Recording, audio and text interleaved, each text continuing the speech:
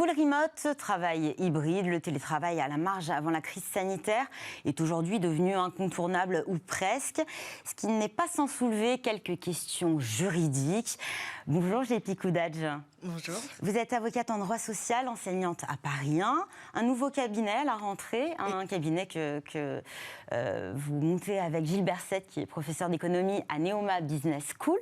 Le nom de ce cabinet, c'est XO, c'est ça? EXO. EXO. EXO pour économie, foi sociale. Foi sociale, un cabinet d'un nouveau genre. Vous allez mêler deux disciplines qui finalement sont complémentaires. Tout à fait. Nous allons mêler le droit et l'économie pour appréhender d'une nouvelle manière le droit social. Gilles Berset est un économiste reconnu, expert du marché du travail, qui a mené de nombreux travaux de doctrine en matière de droit social. Dans le prolongement de ces travaux, nous allons maintenant conseiller les entreprises et les organisations patronale en combinant droit et économie pour une nouvelle approche du droit social. Une réponse aussi aux enjeux qui se posent actuellement à ces entreprises. Télétravail, ça semble... alors, il était pratiqué avant la crise sanitaire, de manière quand même très limitée. On était 3 à 5% des cadres, ce qui est relativement peu. Ce télétravail semble avoir rendu obsolète certaines dispositions prévues dans le Code du travail. Il y a aussi des questions qu'on se pose. On n'a pas forcément la réponse, à commencer peut-être par sa mise en place. Ma première question que je vais vous poser, c'est est-ce que finalement on a besoin de l'accord du salarié si on souhaite, en tant qu'entreprise, mettre en place le télétravail, que ce soit en full remote ou plus largement, j'imagine, dans un modèle hybride? D'accord, très bien.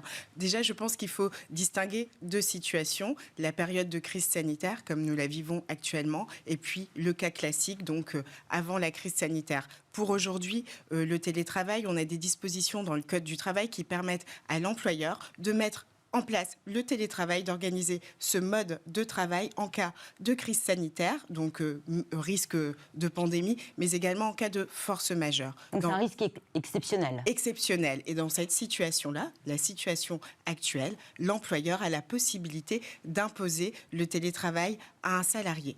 Dans les autres cas, le cas classique, le télétravail repose sur le double volontariat. Donc il faut l'accord de l'employeur, mais également l'accord du salarié. La période actuelle est parfois un peu compliquée. On ne sait pas si... Exactement, à quel stade on se trouve au niveau de l'urgence et au niveau de la crise sanitaire. Donc, de façon générale, il est tout de même mieux de mettre en place le télétravail dans le cadre d'un consensus avec le salarié, même en période de crise sanitaire. Ça facilite toujours les choses et de façon générale, les salariés sont très friands et volontaires pour accéder au télétravail. On parle de double volontariat, mais est-ce qu'on doit finalement formaliser, peut-être par un avenant au contrat de travail ou, je ne sais pas, un document qui formalise effectivement l'accord des deux parties, entreprises et collaborateurs?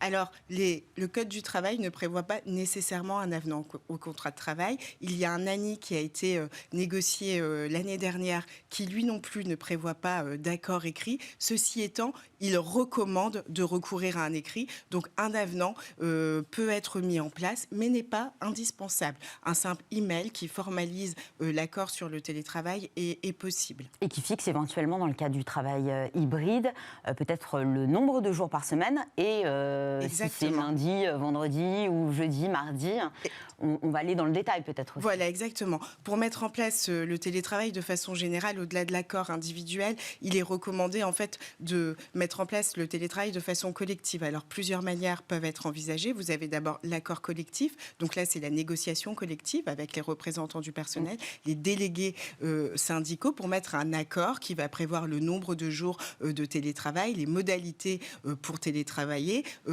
éventuellement le versement d'une indemnité dans le cadre du télétravail pour compenser certains frais ou l'indemnité d'occupation du domicile. Donc vous avez l'accord collectif. Ensuite, vous avez l'employeur qui peut mettre unilatéralement le télétravail via une charte. Donc ça aussi, on le voit dans de nombreux cas. Et enfin, le télétravail négocié de gré à gré, donc individuellement avec un salarié. Mais c'est vrai que pour avoir des règles qui sont collectives et uniformes vis-à-vis de tous les salariés, l'accord collectif ou la charte est préférable.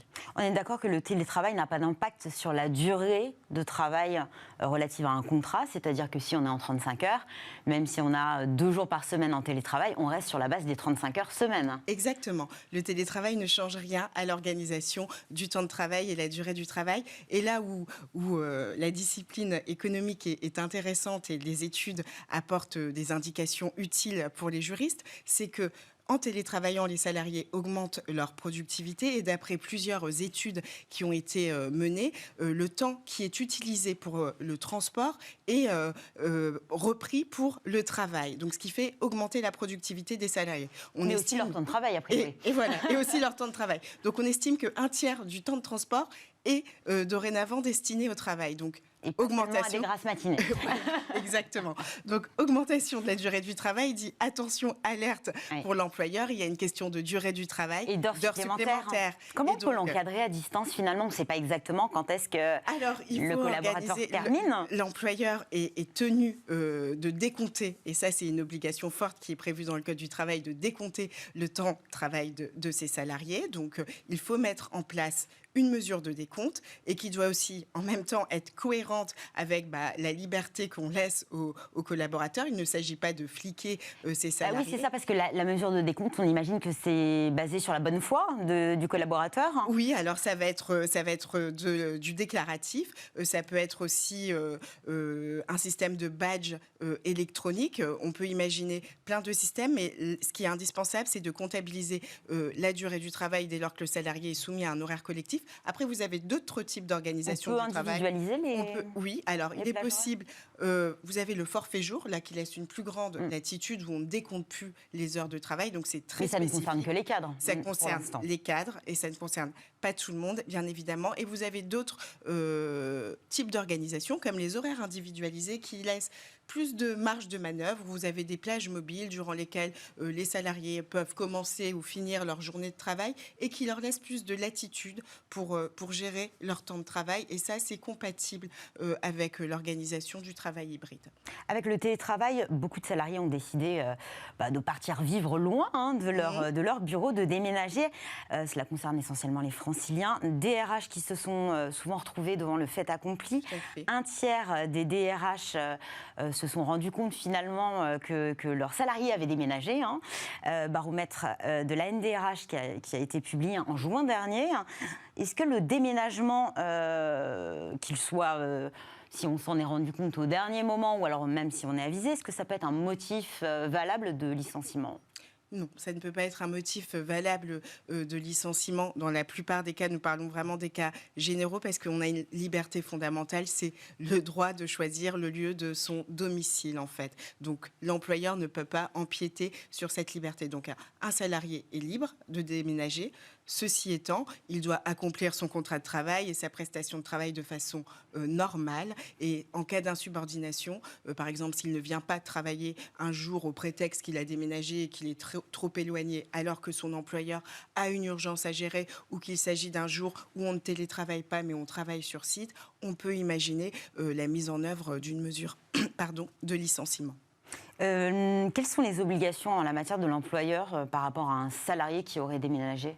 Alors, l'employeur, par rapport à un salarié qui a déménagé, déjà, première obligation, ne commettre aucune discrimination envers ce salarié. Il faut quand même rappeler que le lieu du domicile est un motif discriminatoire qui est prévu dans le Code du travail. Donc, attention, tout ce qui concerne le déroulement de carrière, la formation, les employeurs devront être vigilants à ne pas distinguer les salariés qui ont déménagé loin de l'entreprise et ceux qui sont plus proches de l'entreprise. Premier point. Ensuite, on a toute la question qui concerne le remboursement des frais de transport collectifs. Alors, si vous avez un collaborateur demain qui déménage à Perpignan, vous êtes tenu de lui rembourser 50% de son abonnement, par exemple TGV, comme si c'était un abonnement RATP et qu'il habitait toujours en Île-de-France. Par contre, il n'est pas tenu de rembourser, par exemple, des frais d'hébergement si, par exemple, on part sur la base de 2 jours par mois sur site. Voilà, non, exactement. Il y a lieu de distinguer. C'est vraiment l'abonnement au transport public. Donc, c'est une prise en charge à hauteur de 50%. On a beaucoup parlé de la question des frais professionnels. On pense notamment à l'équipement, au matériel informatique. On peut même aller plus loin, forfait Internet. Beaucoup d'employeurs ont improvisé dans l'urgence. Aujourd'hui, comment est encadré le remboursement de ces frais professionnels ? Alors en fait, la question du remboursement des frais professionnels était déjà appréhendée depuis longtemps par la jurisprudence du Code du travail. Donc ça, c'est un point sur lequel le télétravail n'est pas venu tout bouleverser. Et donc, dès lors que le salarié engage des frais professionnels qui concernent son activité, l'employeur est tenu de lui rembourser. Donc ça, c'était prévu par la jurisprudence et c'est rappelé par l'ANI. Donc il y a une validation préalable de ces frais qui est souhaitable pour que ce ne soit pas des frais excessifs. Mais les frais professionnels, ça c'est une règle posée par la jurisprudence, rappelée par l'ANI. Les frais doivent être remboursés. Deuxième question qui s'est posée, c'est l'indemnité d'occupation du domicile. Certains salariés sont venus dire, voilà, moi je télétravaille de chez moi, j'aimerais qu'on me rembourse électricité, eau, loyer. Voilà. Et donc là, la question commence à se complexifier. Ouais. Donc tout cela doit, à mon sens, faire l'objet de dialogue et être négocié dans le cadre des accords collectifs de préférence qui sont mis en place dans les entreprises.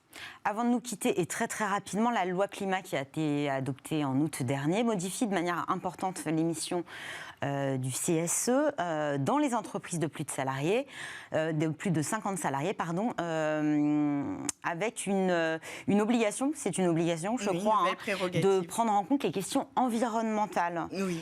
Le CSE qui est convoqué dès lors qu'on veut éventuellement mettre en place le télétravail, sauf que l'impact environnemental du télétravail reste encore très difficile à cerner. Quelle mission du CSE sur la question environnementale dans le cadre de la mise en place ou non du télétravail ? Voilà, alors donc là c'est une nouvelle question, mais en fait la question environnementale va se poser maintenant sur de nombreuses thématiques au-delà du télétravail. Mais concernant le télétravail, c'est vraiment effectivement, on ne sait pas encore très bien mesurer les conséquences environnementales du télétravail. Il y a eu plusieurs études, notamment de l'ADEME, qui disent que le télétravail peut avoir un effet bénéfique, mais pas dans l'absolu. Donc là, ça va être à chaque entreprise d'imaginer en fait comment mesurer ces conséquences environnementales. Je pense qu'on peut, sur la base d'enquête, demander aux salariés est-ce qu'ils ont déménagé, comment ils se rendent au travail, utilisent-ils les transports publics. Et peut-être favoriser effectivement les déplacements peut-être en remboursant peut-être des frais liés, kilométriques, mais liés au vélo. Voilà, au vélo, le forfait mobilité durable. Voilà. Il y a toute une sorte de nouvelles modalités de prise en charge des transports des salariés peuvent être imaginées pour améliorer l'impact écologique du télétravail parce qu'il y a moins de transport, certes, mais il y a aussi beaucoup plus d'utilisation d'infrastructures informatiques, de matériel informatique et tout cela est polluant. Merci beaucoup, Getty Koudadj, avocate en droit social, dès janvier dans ce nouveau cabinet EXO et enseignante également à Paris 1. Merci beaucoup, Getty. À vous, merci beaucoup. Restez avec nous dans quelques instants. Le cercle RH, aujourd'hui, nous allons nous intéresser au bureau. Un bureau qui a beaucoup changé ces dernières années, plus encore ces derniers mois. Individuel, puis ouvert sur un immense plateau au doux nom d'Open Space, plus récemment et pour beaucoup à la maison, en télétravail. Et aujourd'hui en mode flexible, sans poste de travail attitré, des évolutions qui ne sont pas sans conséquences sur les organisations, leur fonctionnement, la dynamique des équipes et le bien-être des collaborateurs. On en parle sur notre plateau dans le Cercle RH, juste après cette courte pause.